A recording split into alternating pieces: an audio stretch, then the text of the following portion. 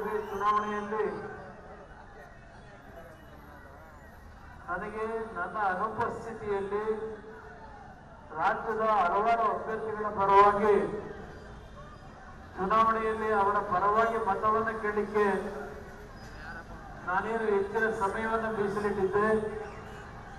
ಮಂಡ್ಯ ಜಿಲ್ಲೆಯ ಜನತೆ, ಅದರಲ್ಲೂ ಮದ್ದೂರಿನ ನನ್ನ ತಂದೆ ತಾಯಂದಿರು, ಯುವಕ ಸ್ನೇಹಿತರು ಸುಮಾರು 58,000 ಹೆಚ್ಚಿನ ಬಹುಮತಗಳಲ್ಲಿ ತಮ್ಮಣ್ಣ ಅವರು ಮತ್ತು ನಮ್ಮ ಸ್ವಾಮಿ ಅವರು ಮತ್ತು ನಮ್ಮ ನಮ್ಮ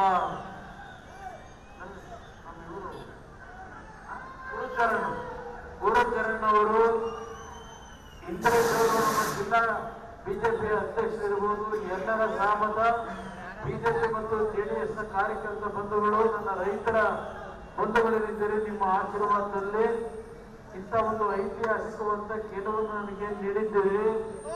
ಪ್ರಥಮವಾಗಿ ನಿಮ್ಮೆಲ್ಲರಿಗೆ ನನ್ನ ಗೌರವಪೂರ್ವವಾದ ವಂದನೆಗಳು.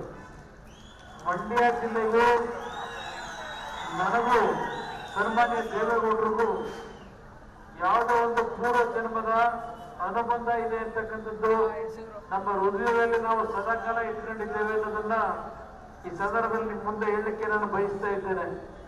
ಕಳೆದ ಚುನಾವಣೆಯಲ್ಲೂ ನಾನು ನಿಲ್ಲೇಬೇಕು ಅಂತ ಹೇಳಿ ನಿಮ್ಮೆಲ್ಲರ ಒಂದು ಆಸೆಯಿಂದ ನನ್ನ ಮೇಲೆ ಒತ್ತಡವನ್ನೇನು ಹಾಕಿದ್ರೆ, ಇವತ್ತು ಒಂದು ಮಾತನ್ನ ಹೇಳ್ತೇನೆ. ನಾನು ಈಗ ಹೆಚ್ಚಿನ ಸಮಯ ಇಲ್ಲ, ಆದ್ರೆ ಒಂದು ನಿಮ್ಮಲ್ಲಿ ಹೇಳ್ತಕ್ಕಂಥದ್ದು, ಇವತ್ತು ನಡಿ ಈಗ ಶುರು ಮಾಡೋಣ. ಕೇಸರಿಯಿಂದ ಮನೋಲ್ಲಾಸ ಮನಸ್ಸು ಮತ್ತೇರಿ ಕುಣಿದಾಡಿದೆ ನೋಡು, ಮನಸ್ಸು ಮತ್ತೇರಿ ಕುಣಿದಾಡಿದೆ ನೋಡು. ಕ್ಷಣ ಕ್ಷಣವೂ ಆಚರಿಸಿ ಕೇಸರಿ ಹಬ್ಬ. ವಿಮಲ್ ಬಾಯಲ್ಲಿ ಹೇಳಿ ಕೇಸರಿ. ನರೇಂದ್ರ ಮೋದಿ ಅವರ ನಾಯಕತ್ವದಲ್ಲಿ ನಿಮ್ಮ ಆಶೀರ್ವಾದ ಬಲದಿಂದ ಕೇಂದ್ರದಲ್ಲಿ ಒಂದು 2 ಇಲಾಖೆಗಳು, ಬಹುಶಃ ದೊಡ್ಡ ದೊಡ್ಡ ಇಲಾಖೆಗಳು, ಇವತ್ತು ಹಲವಾರು ಅನುಭವ ಇರ್ತಕ್ಕಂಥ ಮಂತ್ರಿಗಳು ನಿರ್ವಹಣೆ ಮಾಡತಕ್ಕಂಥ ಇಲಾಖೆ, ಒಂದು ಬೃಹತ್ ಕೈಗಾರಿಕೆ ಸಚಿವನಾಗಿ, ಮತ್ತೊಂದು ಉಕ್ಕಿನ ಒಂದು ಸಚಿವನಾಗಿ ಏನೋ ಕೆಲಸವನ್ನು ನಿರ್ವಹಣೆ ಮಾಡತಕ್ಕಂಥ ಜವಾಬ್ದಾರಿ ಕೊಟ್ಟಿದ್ದಾರೆ. ನನ್ನ ಒಂದು ಆಸೆ ಇರ್ತಕ್ಕಂಥದ್ದು, ನನ್ನ ರೈತರ ಬದುಕನ್ನು ಸರಿಪಡಿಸಬೇಕು ಅನ್ನೋದು ಪ್ರಥಮವಾಗಿ ನನಗಿರ್ತಕ್ಕಂಥ ಒಂದು ಆಸೆ. ನಾನು ಈ ರಾಜ್ಯದಲ್ಲಿ ಮುಖ್ಯಮಂತ್ರಿ ಇದ್ದಾಗ ಯಾವ ರೀತಿಯಲ್ಲಿ ನನ್ನ ರೈತರ ಬದುಕನ್ನು ಸರಿಪಡಿಸಲಿಕ್ಕೆ ಪ್ರಯತ್ನ ಪಟ್ಟಿದ್ದೇವೆ. ಇವತ್ತು ಈ ಒಂದು ಇಲಾಖೆಗಳೇನಿದ್ದಾವೆ, ನಮ್ಮ ಯುವಕರಿಗೆ ಸ್ವಲ್ಪ ಉದ್ಯೋಗವನ್ನು ಕೊಡಿಸಲಿಕ್ಕೂ ನನಗೆ ಒಂದು ಅವಕಾಶ ಇರೋದ್ರ ಜೊತೆಗೆ, ನರೇಂದ್ರ ಮೋದಿ ಅವರು ನಮ್ಮ ತಂದೆಯವರ ಮೇಲೆ ಇದ್ದಂತ ಗೌರವ ಏನಿದೆ, ಅವರ ಒಂದು ಗೌರವ ಇವತ್ತು ನನಗೆ ಕೆಲಸವನ್ನು ಮಾಡಲಿಕ್ಕೆ ಅನುಕೂಲ ಇದೆ.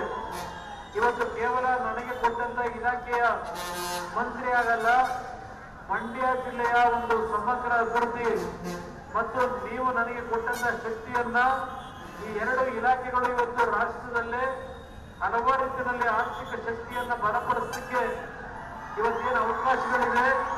ನಿಮ್ಮ ಆಶೀರ್ವಾದ ಬಲದಿಂದ ನನ್ನ ಮಂಡ್ಯ ಜಿಲ್ಲೆಗೆ ಎಲ್ಲಾ ರೀತಿಯ 50 ವರ್ಷಗಳಿಂದ ಈ ಜಿಲ್ಲೆಯ ಅಭಿವೃದ್ಧಿಯನ್ನ ನಾವು ಕಾಣ್ತಾ ಇರ್ತಕ್ಕಂಥದ್ದನ್ನು ನೋಡ್ತಾ ಇದ್ದೇವೆ. ಮಂಡ್ಯ ನಗರ 50 ವರ್ಷಗಳಲ್ಲಿ ಯಾವ ರೀತಿ ಇತ್ತು, ಅದೇ ರೀತಿಯಲ್ಲಿ ಇರ್ತಕ್ಕಂಥದ್ದೇನಿದೆ. ಇದೆಲ್ಲವನ್ನ ಸರಿಪಡಿಸಲಿಕ್ಕೆ ನನಗೆ ಸ್ವಲ್ಪ ಸಮಯಾವಕಾಶ ಬೇಕು. ಕಳೆದ 9ನೇ ತಾರೀಕು ಈ ರಾಷ್ಟ್ರದ ಕೇಂದ್ರದ ಸಚಿವರಾಗಿ ಪ್ರಮಾಣ ವಚನ ಸ್ವೀಕಾರ ಮಾಡಿ 5-6 ದಿನಗಳ ನಂತರ ನಾನಿವತ್ತೇನು ನನ್ನನ್ನು ಬೆಳೆದಿರ್ತಕ್ಕಂಥ ಜಿಲ್ಲೆಯ ಜನತೆಗೆ ನಾನು ಕೃತಜ್ಞತೆಯನ್ನು ಸಲ್ಲಿಸಲಿಕ್ಕೆ ಬಂದಿದ್ದೇನೆ. ಇನ್ನೊಂದು 15-20 ದಿನಗಳ ಕಾಲ ಸ್ವಲ್ಪ ನನಗೆ ಆ ಇಲಾಖೆಗಳನ್ನ ಯಾವ ರೀತಿ ನಡೆಸಬೇಕು, ಯಾವ ರೀತಿ ಗೌರವವನ್ನು ತರಬೇಕು ಅಂತಕ್ಕಂಥ ಮಾಹಿತಿಯನ್ನು ಪಡೆಯಬೇಕಾಗಿದೆ.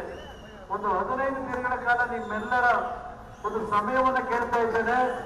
ನಂತರ ನಾನು ಪ್ರತಿ ಹಳ್ಳಿಗೆ ಬರಲಿಕ್ಕೆ ಪ್ರಯತ್ನ ಪಡ್ತೇನೆ. ಅದಷ್ಟೇ ಅಲ್ಲ, ನಾನು ನಿಖಿಲ್ ಕುಮಾರಸ್ವಾಮಿ ಅವರಿಗೆ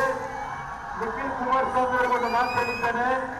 ನಾನು ರಾಷ್ಟ್ರದಲ್ಲಿ ಏನೋ ಒಂದು ಅತ್ಯುತ್ತಮವಂತ ಕೆಲಸವನ್ನ ಮಾಡಿ ಕರ್ನಾಟಕ ರಾಜ್ಯದ ಹೆಸರನ್ನ, ನಮ್ಮ ಸಮಾಜದ ಹೆಸರನ್ನ ಉಳಿಸಬೇಕು ಅನ್ನೋದು ಮನಸ್ಸಲ್ಲಿ ಸಂಕಲ್ಪವನ್ನು ಇಟ್ಟುಕೊಂಡಿದ್ದೇನೆ. ನಿಖಿಲ್ ಕುಮಾರಸ್ವಾಮಿ ಅವರಿಗೆ ಒಂದು ಮಾತು ಹೇಳಿದ್ದೇನೆ. ಇಡೀ ಜಿಲ್ಲೆಯಲ್ಲಿ ಸ್ವಲ್ಪ ಹೆಚ್ಚಿನ ಸಮಯವನ್ನ ಕೊಟ್ಟು ನಮ್ಮ ಜಿಲ್ಲೆಯ ಮಂಡ್ಯ ಜಿಲ್ಲೆಯ ಜನತೆ ನೀವೇನು ನಮ್ಮ ತಂದೆಯವರನ್ನ ಬೆಳೆಸಿದ್ದೀರಿ, ಇವತ್ತು ನಿಮ್ಮ ಋಣ ತೀರಿಸತಕ್ಕಂಥ ಕೆಲಸ ನನ್ನ ಮೇಲಿದೆ. ಆ ಜವಾಬ್ದಾರಿಯನ್ನ ನಾನು ಇಡೀ ರಾಜ್ಯದಲ್ಲಿ ದೇಶದಲ್ಲಿ ಪ್ರವಾಸ ಮಾಡಬೇಕಾದ್ರೆ ನೀನು ಮಂಡ್ಯ ಜಿಲ್ಲೆಯ ಜನತೆಯ ಕಷ್ಟ ಸುಖದಲ್ಲಿ ಭಾಗಿಯಾಗಿ ಇವತ್ತು ನನ್ನ ಪರವಾಗಿ ಇವತ್ತು ಕಷ್ಟ ಸುಖದಲ್ಲಿ ಭಾಗಿಯಾಗಬೇಕು ಅಂತಕ್ಕಂಥ ಹೇಳಿದ್ದೇನೆ. ನನಗೆ ಒಂದು 2-3 ತಿಂಗಳ ಅವಕಾಶವನ್ನ ಕೊಡಬೇಕು. ನೀವು ಈ ಜಿಲ್ಲೆಗೆ ಏನೇನು ಕಾರ್ಯಕ್ರಮಗಳನ್ನ ತರಬೇಕು ಅನ್ನೋದನ್ನ ಚಿಂತನೆ ಮಾಡಿ ಬೇರೆ ಬೇರೆ ಇಲಾಖೆಗಳಿಂದ ಈ ಜಿಲ್ಲೆಯ ಸಮಗ್ರ ಅಭಿವೃದ್ಧಿ